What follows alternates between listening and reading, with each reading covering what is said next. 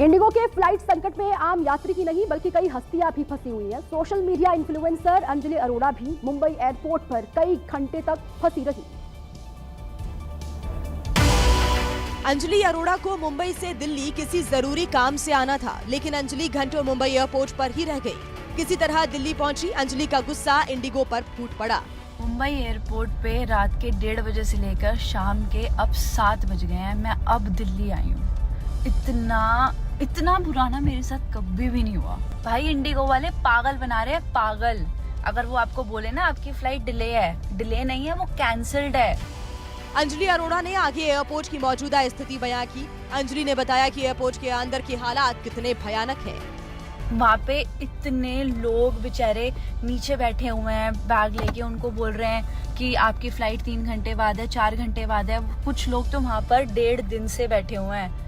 इतना बुरा हाल है, इतना बुरा हाल। कोई भी स्टाफ जवाब देने के लिए रेडी नहीं है। और लगेज के लिए मेरे को बोला है कि आपको ऑनलाइन क्लेम करना पड़ेगा। मैं तो छोड़ के ही आ गई, मैंने कहा भाड़ में जाओ।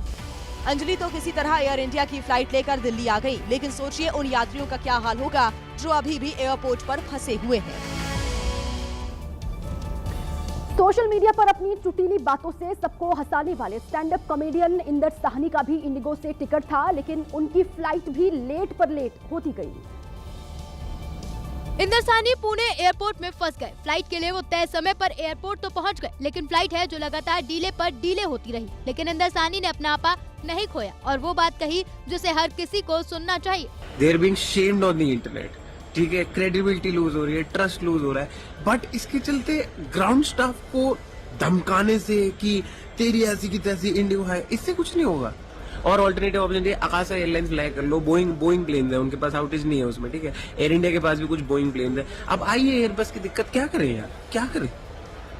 दे are trying to help you only, but लेकिन नहीं हो पा रहा उनसे, उनकी गलती नहीं है। कोई इंडिगो का बंदा जेब में चाबी लेके नहीं बैठा हुआ कि जहाज नहीं जाने दूंगा ताकि रमेश कुमार जो है जो पुणे से दिल्ली ना जा पाए, या मतलब दिल्ली जो भी है वो ना जा पाए। पता नहीं भी आता है कुछ ऐसे कुछ होता है ऊपर नीचे का, तो थोड़ा सा सामने वाले की भी पोजीशन समझने की कोशिश करिए। अपना उस पर चढ़ मत जाइए टैचा वैचा लेके। हद ही कर दी है बहस किया सबने इंटरनेट पे। इंदर साहनी जो कह रहे हैं वो सही बात है।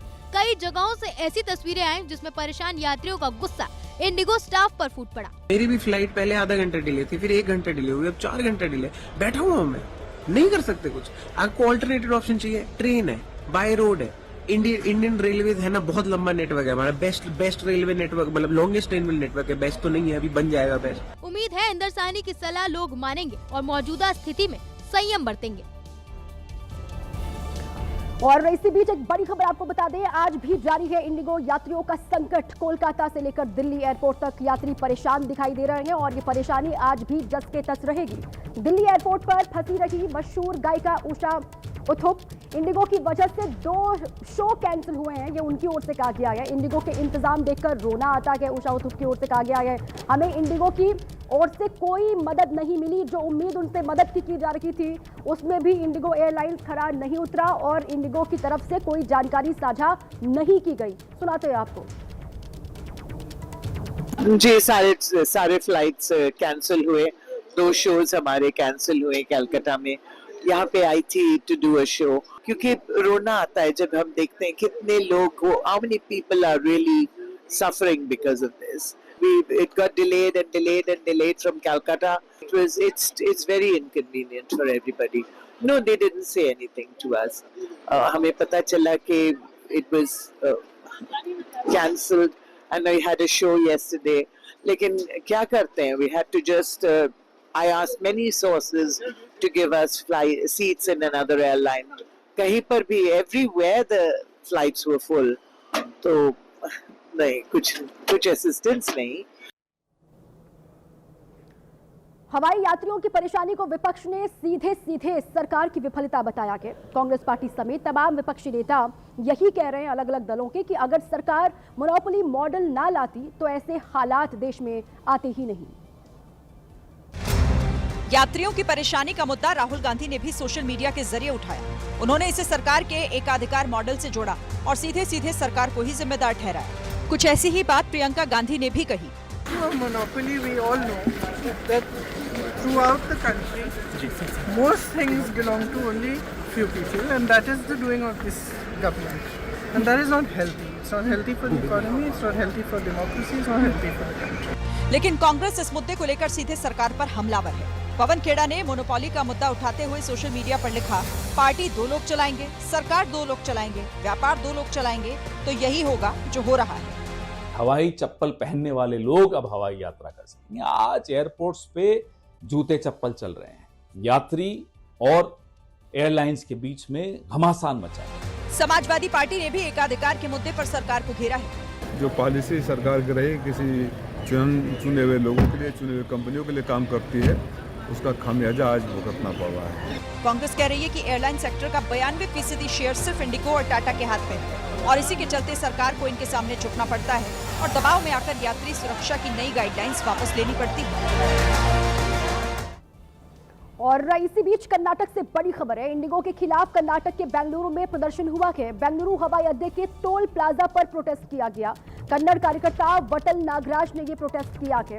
केंद्र और राज्य की सरकारों पर कार्रवाई ना करने का आरोप है। समस्या का समाधान ना होने पर सड़क को जाम करने की चेतावनी इनकी ओर से दी गई है।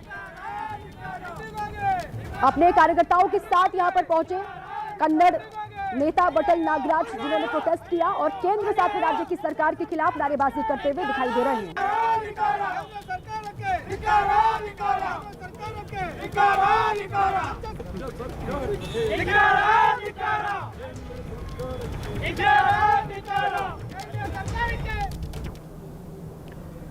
अब आगे बढ़ते हुए आपको बताते हैं कि देश में कौन कौन सी एयरलाइंस थी जो धीरे धीरे कमजोर होती गई और आखिरी में उनका शटर डाउन हो गया। उदाहरण के तौर पर सबसे बड़ा नाम जेट एयरवेज का है। ये एयरलाइन 1993 से चल रही थी, लेकिन 2019 में ये बंद हो गई। इसी लिस्ट में गो फर्स्ट का भी नाम है, जो 2005 में शुरू हुई थी, लेकिन 2023 में ये आते आते बंद हो गई।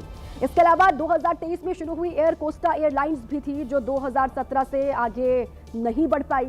और बड़ी एयरलाइंस में किंगफिशर का भी नाम था। 2005 में ये शुरू हुई थी, लेकिन 2012 में ये बंद हो गई।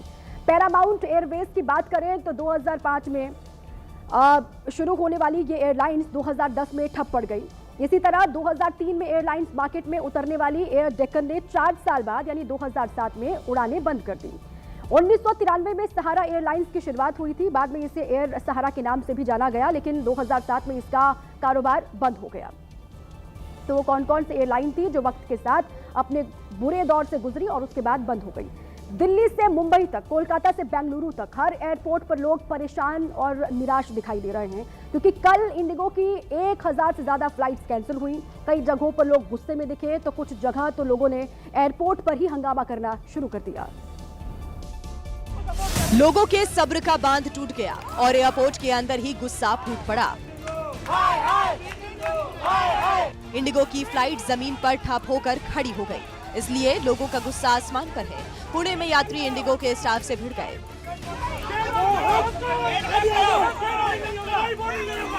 देश भर के लगभग हर बड़े एयरपोर्ट पर लोग ऐसे ही गुस्से में लाल दिखे। अहमदाबाद में फ्लाइट कैंसिल होने के बाद यात्रियों ने इंडिगो के खिलाफ नारेबाजी शुरू कर दी।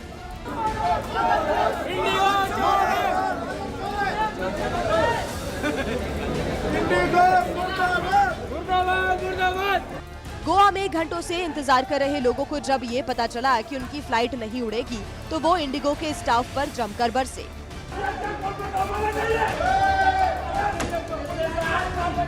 मुंबई एयरपोर्ट पर भी इंडिगो की कई फ्लाइट रद्द हुई। लोगों को समय पर सही जानकारी नहीं मिल रही थी, इसलिए गुस्सा उबाल पर था।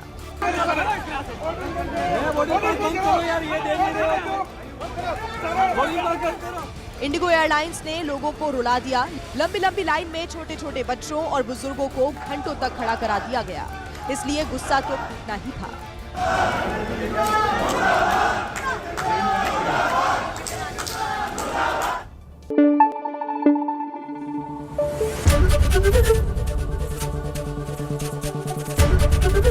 एबीपी न्यूज आपको रखे आगे।